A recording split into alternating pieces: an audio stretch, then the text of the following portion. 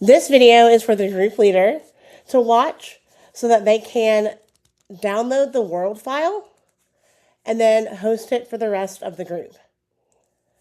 To download the Word file, you'll click on the link that's in the Google Slides slide deck for you. It'll open a pop-up that will say Open in Minecraft Education. Select Open in Minecraft Education. This will open it on your Chromebook in Minecraft Education for you.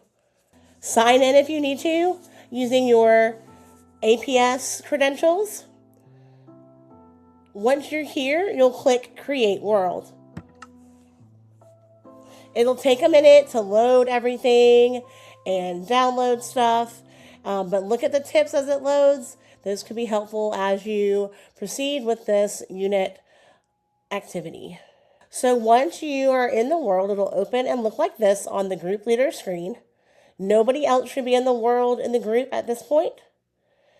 Group leader, hit escape on your keyboard.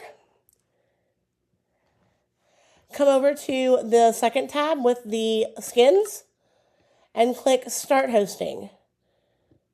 Select Confirm. Give them the join code. At the end of each day, you'll stop hosting.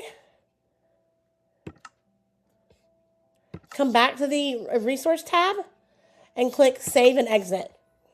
Then click Save and Exit again. This will save your work that you completed during the day and upload it into the cloud for you so that when you come back tomorrow, you can reopen and host again. Once it has been saved, this is what your screen will look like. When you come back the next day after you've already downloaded the world, click Play, click My Worlds, and then click on the most recent update of your world and click Host. Then you can hit Escape again and share the join code with your group to have them join for that day. Any questions? Ask Ms. Dawson or your Minecraft class ambassador. See you next time. Bye.